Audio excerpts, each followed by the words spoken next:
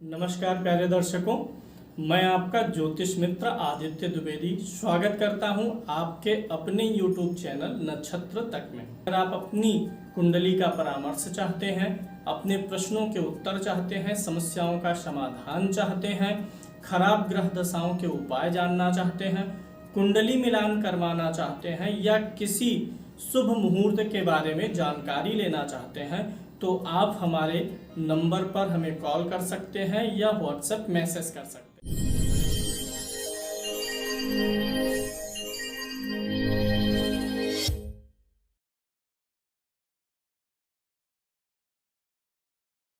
बारी बारी से 12 लग्नों का विश्लेषण करेंगे फल दीपिका ग्रंथ के अनुसार में। आज मेष लगन के बारे में हम बात करेंगे।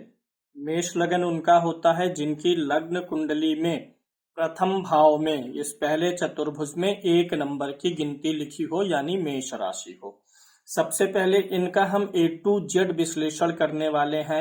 राजयोग, दुख, दारिद्र योग, कारक मारक सब कुछ। उसके पहले मैं शॉर्ट में आपको आपकी सुविधा के लिए बता देता हूं कि मेष लगन की कुंडली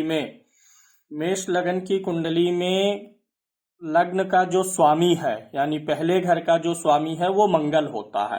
धन का स्वामी शुक्र होता है। ये जरूरी नहीं है कि धन का स्वामी शुक्र है तो ये इसी भाव में होगा। धैर्य का स्वामी बुध है तो ये इसी भाव में हो। सुख का स्वामी चंद्रमा होता है, लेकिन वो कुंडली में कहीं भी बैठा हो सकता है। ऐसे बुद्धि का स्वामी सूर्य होता है मेष लगन में। रोग, ऋण, शत्रु का स्वामी बुध होता है और दाम्पत्य का स्वामी सुख होता है। आयु और मृत्यु का स्वामी मंगल, भाग्य का स्वामी गुरु, कर्म का स्वामी शनि, लाभ का स्वामी शनि और व्यय का स्वामी गुरु होता है।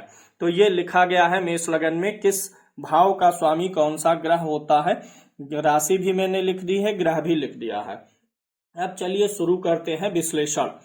यदि किसी व्यक्ति का मेष लगन है, यानी यहाँ पर 1 नंबर की गिनती लिखी हुई है और चतुर्थेश पंचमेश का संबंध हो, आपको समझना होगा।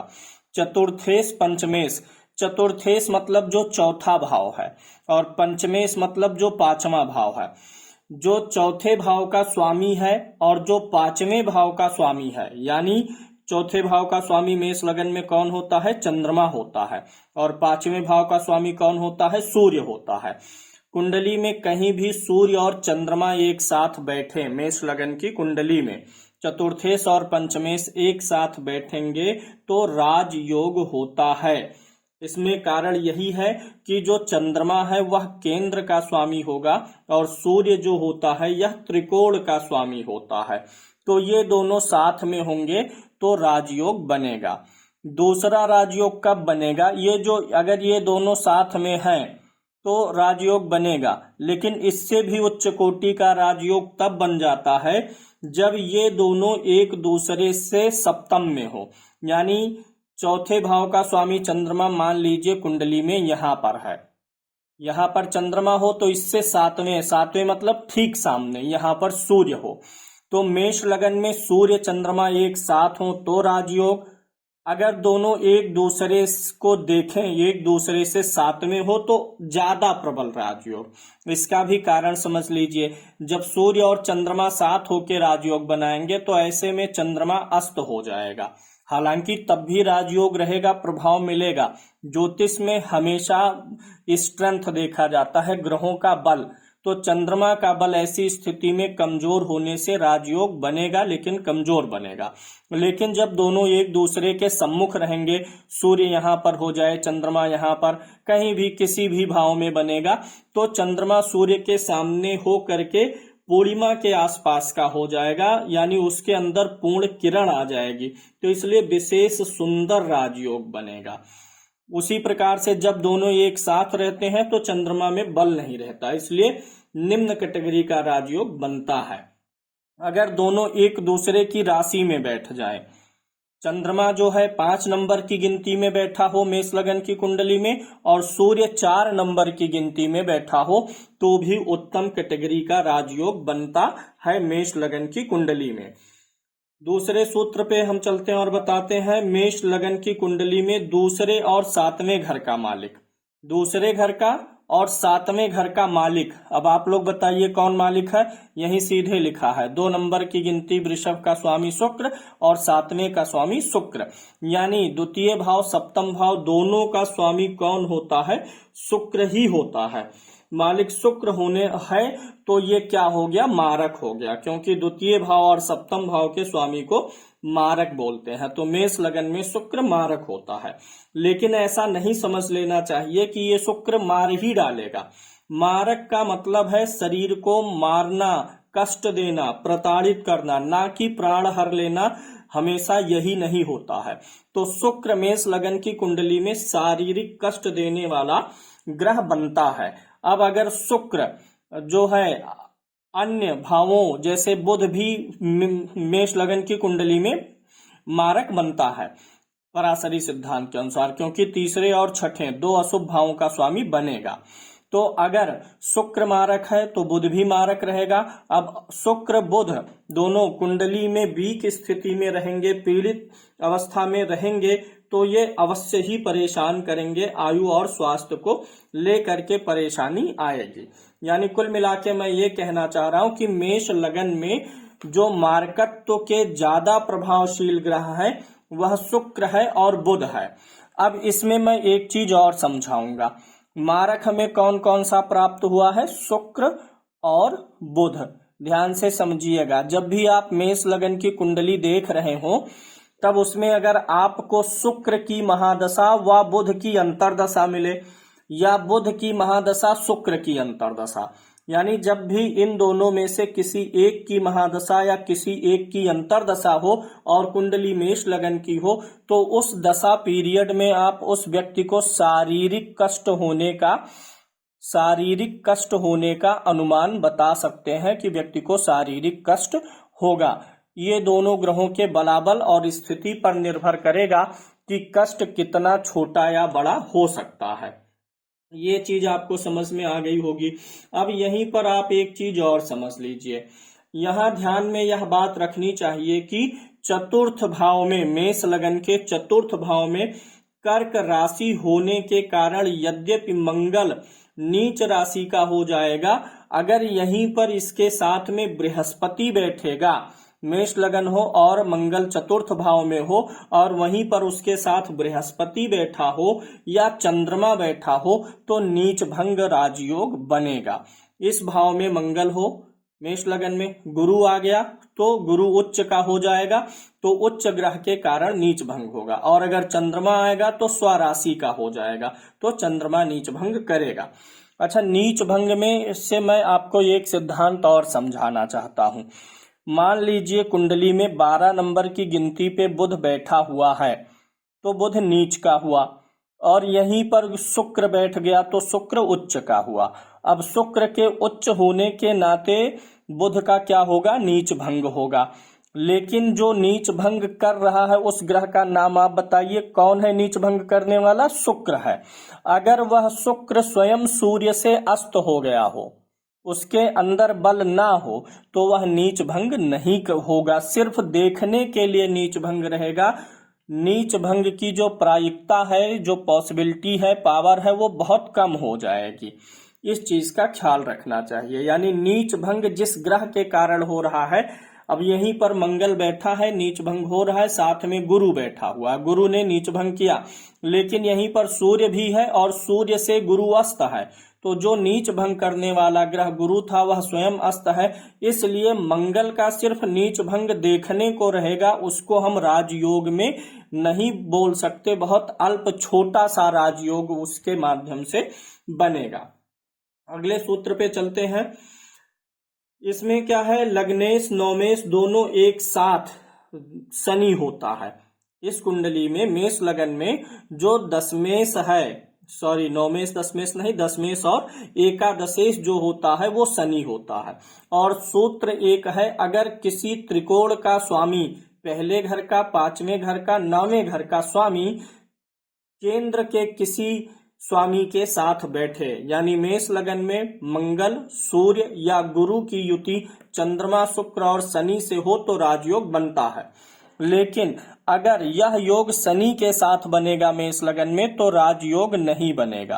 जैसे नवम भाव का स्वामी गुरु और दसम भाव का स्वामी शनि एक साथ इसी भाव में बैठ गए या यहाँ बैठ गए तो अब यह राजयोग नहीं बनेगा, क्योंकि कोई भी ग्रह जो दसम भाव और एकादश भाव दोनों भावों का स्वामी है वहां पर फल ये एकादश भाव का देगा। एकादश भाव का स्वामी होने के नाते शनि इस राजयोग में भाग नहीं लेगा। कोई भी केंद्र, ये जो चारों केंद्र हैं और ये जो तीनों त्रिकोण है, अगर इन दोनों में से स्वामियों की युति होती है, यानी केंद्र का एक ग्रह और एक ग्रह त्रिकोण का एक साथ बैठे, अगर केंद्र में बैठे या त्रिकोण में बैठे, तब उसे आप उत्तम कैटेगरी का राजयोग बोल सकते हैं। धन भाव में बैठे, लाभ भाव में बैठे तो उसे राजयोग के बजाय धन योग बोलना चाहिए। अन्य भावों में बैठे तो छोटा सा धन योग बनेगा, अल्प धन योग ऐसे स्थिति में बनता है। यदि जन्म लगन मेष हो और मंगल पांचवें घर में हो तो मंगल की महादशा में निश्चय ही योग होता है। याद करिएगा सूत्र, मेष लगन है और मंगल पांचवें घर में है तो पांचवें 5th हाउस में मेष लगन की कुंडली में मंगल की दशा में जातक विशेष तरक्की कर जाता है। हर एक लगन के लिए ऐसे कुछ ग्रह निकल के आते हैं। तो मेष लगन में अगर मंगल पांचवें भाव में है तो मंगल की दशा में जातक बहुत ही अधिक तरक्की करेगा, खूब ऊपर जाएगा। यदि मेष लगन हो और बृहस्पति एकादश भाव में हो, यानी यहाँ 1 नंबर हो और बृहस्पति इस भाव में हो, एकादश भाव में हो, तो बृहस्पति की दशा में अवयोग होता है, अर्थात बृहस्पति की दशा बहुत उन्नति नहीं देती है। याद रखिएगा, मेष लगन में 11th हाउस का गुरु जो है वह अवयोग देता है। किस घर का? 11th हाउस का। कौन सा ग्रह? गुरु। क्या योग देता है? अवयोग देता है। यानी ऐसे में गुरु की दशा अच्छी नहीं जाएगी, बहुत बुरी जाएगी कि नहीं यह अन्य स्थितियों पर निर्भर है, लेकिन गुरु योग कारक नहीं रहेगा बल्कि अवनति दे सकती है। मेष लगन हो यानी पहले घर में 1 नंबर की गिनती हो, मंगल और बुध दोनों छठे घर में पड़े हो, तो ऐसे में व्यक्ति को फोड़े फुंसी होना, क्योंकि मंगल रक्त हो गया और बुध जो है स्किन हो गया। तो मेष लगन में मंगल और बुध की युति छठे भाव में होने से फोड़े फुंसी, चोट, रक्त विकार आदि के दोष होने का खतरा हमेशा ही बना रहता है। यद्यपि यहाँ पर बुध कन्या राशि में उच्च का तो होगा, लेकिन आप ये मान के चलें कि जब भी छठे या 12वें भाव में बुध का संबंध मंगल से बनता है तो व्यक्ति को नसों से संबंधित और मस्तिष्क से संबंधित बीमारियों का योग बन जाता है। छठे घर का स्वामी होने के नाते योग नहीं बनेगा, क्योंकि मंगल लग्न से कारक है और बुध इस कुंडली का प्रबल मारक बनता है। तो इसलिए यहाँ मैंने लिख दिया है प्रबल मारक बुध है, 2 अशुभ भावों का स्वामी है। शुक्र क्यों तब बनाएगा? क्योंकि शुक्र भी मारक है। तो अगर शुक्र मंगल की युति होगी तो राजयोग बन जाएगा, लेकिन बुध से क्यों नहीं बनेगा? क्योंकि शुक्र का संबंध धन भाव से है। शुक्र का संबंध धन भाव से है और आज के समय में धन ही राजयोग के रूप में जाना जाता है। तो इसलिए जब मंगल और शुक्र रहेगा तो बन जाएगा, लेकिन मंगल बुध रहेगा तो नहीं बनेगा, क्योंकि सबसे अकारक ग्रह कौन सा है इस कुंडली में? बुध होता है। अगले सूत्र पे चलते हैं। यदि मेष लगन हो और मंगल तथा शुक्र तुला राशि में 7वें घर में बैठे हो, मेष लगन हो, मंगल भी इसी घर में हो, शुक्र भी इसी घर में हो, तो ऐसा व्यक्ति अपने बाहुबल से अपने भाग्य की वृद्धि करता है और धन कमाता है। यानी ऐसा योग अधिक धन दिलाने वाला होता है। हालांकि ऐसे व्यक्ति का जो है चरित्र डामाडोल हो सकता है सप्तम में मंगल शुक्र के होने से। मेष लगन हो और मंगल अष्टम भाव में बैठा हो, अष्टम में मंगल की स्वयं की ही राशि होगी, वृश्चिक राशि होगी। लेकिन अगर मंगल, अब यहाँ पे मंगल जो है लग्नेश का फल नहीं देगा, अष्टमेश का फल देगा। तो ऐसा नहीं जानना है कि अगर मेष लगन में मंगल यहाँ 8वें भाव में वृश्चिक राशि में, तो कहिए लग्नेश स्वाग्रही है। तब लग्नेश कहाँ स्वाग्रही है? तब अष्टमेश स्वाग्रही है। यानी मंगल मेष लगन में अगर केंद्र में है या त्रिकोण में है तो अच्छा देगा, लेकिन अगर अष्टम में है, भले ही अपनी राशि का है, तो ऐसा मंगल अच्छा नहीं माना जाएगा। ऐसा मंगल 8वें भाव का स्वामी ही कहलाएगा, तब लगन का फल नहीं देगा। हालांकि यहाँ पर अगर सूर्य हो, शुक्र भी हो मंगल के साथ में, तो धन कुछ ना कुछ अवश्य मिलेगा। यानी 8वें का अकेला मंगल ठीक नहीं है। अब यहाँ पे कुछ स्पष्टीकरण देंगे। अगर 8वें में मंगल हो, मंगल कैसा ग्रह है? क्रूर ग्रह है। तो 8वें में मंगल के होने से अगर यहाँ पर सूर्य आ गया तो और भी प्रबल, अगर यहाँ पे शुक्र आ गया तो और भी, मतलब यहाँ पर मंगल हो और मंगल के साथ में कोई क्रूर ग्रह हो या शुक्र हो। कोई क्रूर ग्रह होगा तो पेट और बवासीर की प्रॉब्लम देगा, पाइल्स की समस्या देगा। यहाँ पर मंगल है और शुक्र और चंद्रमा में से कोई दोनों में से एक ग्रह बैठा है, तो व्यक्ति को यूरिन और गुप्तांगों से संबंधित समस्याएं होने की संभावना रहती है। अगर यहाँ पे शुक्र है या चंद्रमा है मंगल के साथ में या किसी भी क्रूर ग्रह के साथ में, तो व्यक्ति को अपने पेशाब के अंगों का और अपने सेक्सुअल ऑर्गन्स का और जो पित्त की थैली होती है, इन अंगों का विशेष ख्याल रखना होता है। अब यहाँ पे जो शुक्र है, शुक्र वीर्य का कारक है, पत्नी भाव का स्वामी भी है, तो इसीलिए सेक्स ऑर्गन मैंने बोला। वीर्य आदि का दोष भी हो सकता है। यदि मेष लगन हो, यानी पहले घर में 1 नंबर की गिनती लिखी हो और सूर्य मंगल बृहस्पति शुक्र के साथ एक साथ नवम में हो और शनि जो है तुला राशि में हो, तो यहाँ पर शनि बैठा हो, यहाँ पर बैठा हो सूर्य मंगल एवं बृहस्पति, सूर्य पंचमेश, मंगल लग्नेश, बृहस्पति नवमेश, यानी ये जो तीनों कारक ग्रह हैं ये एक साथ बैठे हों और शुक्र भी यहीं पर आ जाए, क्योंकि शुक्र किसका स्वामी है? धन का स्वामी है। यहाँ पर आ जाए और कर्म का स्वामी उच्च का हो जाए, तो ऐसा व्यक्ति महाराजाधिराज हो सकता है। ऐसे व्यक्ति के लिए मेष लगन में यह कॉम्बिनेशन सबसे बेस्ट होता है, बहुत अच्छा योग बनता है। यदि मेष लगन हो और सूर्य शुक्र लगन में ही हो, सूर्य ग्रह यहाँ पर हो तो उच्च का हो जाएगा, यहीं पर शुक्र हो और उन पर बृहस्पति की दृष्टि ना हो तो शुक्र योग प्रद हो जाएगा, यानी तब शुक्र अच्छा रिजल्ट देगा। यानी मेष लगन की कुंडली में अगर यहाँ पर शुक्र बैठा है, सूर्य भी बैठा है या कोई भी ग्रह बैठा है या शुक्र अकेला ही बैठा है, उसके ऊपर अगर बृहस्पति की दृष्टि नहीं होगी तो ऐसा शुक्र धन दिलाएगा, बहुत अच्छा धन दिलाएगा।